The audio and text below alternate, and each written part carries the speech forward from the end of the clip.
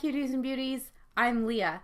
One of the hardest things to do as a writer is to sign with a literary agent, but it can be done if you have a great query letter. So here's our top 10 list of things to remember before you query literary agents. Number 1, be informed. Know the nuts and bolts of a query letter. Remember, this is your first impression to an agent and you want to make sure it's a good one. So things like keeping it to one page, addressing the agent specifically, mentioning your word count in your title, those are all things that you'll find out once you start researching how to write a query letter. Number 2, write and polish your letter. Polish, polish, polish till you can polish no more. There are no second chances to make a first impression. Literary agents are incredibly busy people. So if they have to work to read your query, chances are you're not going to make it very far. Number 3, again, do your research. Before submitting to an agent, make sure you research them. You could check on Writer's Digest, Agent Query, Predators and Editors. Just make sure you know who you're submitting to, what their guidelines are, and if they even represent what you're writing. Number 4, know your agent.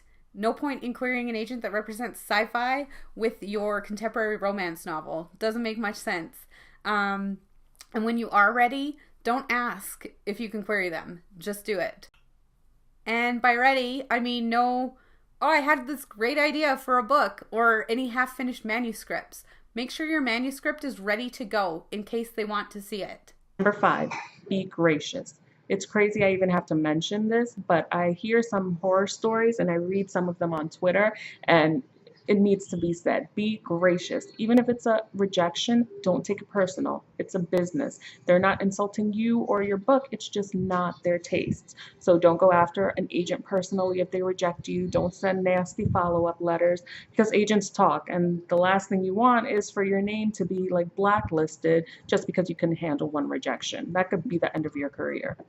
And not to mention, there's so much rejection in this business, so you better get used to it. Number 6, query in batches. There are a lot of literary agents out there. It doesn't mean you need to email them all on the same day.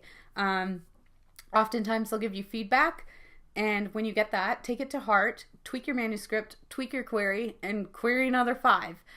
It's a constant battle, but it'll be worth it in the end. Number 7, be patient. Some agents answer quickly, some take their time. Usually it's about 3 months you give them to answer back before you send a follow-up. So just, work on something else in the meantime and don't check your email obsessively. I know it's hard, but yeah, just be patient. And if they take longer than a time that they specified, feel free to send a follow-up, but at least give them 3 months to answer back. Number 8, rules are meant to be broken. Wrong.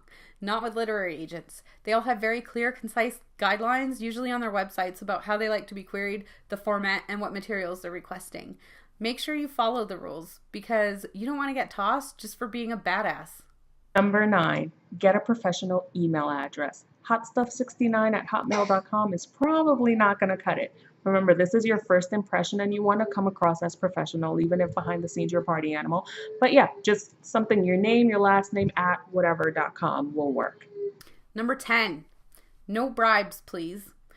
I cannot believe we have to even say this, but it's out there, and apparently some people actually legitimately try to bribe literary agents.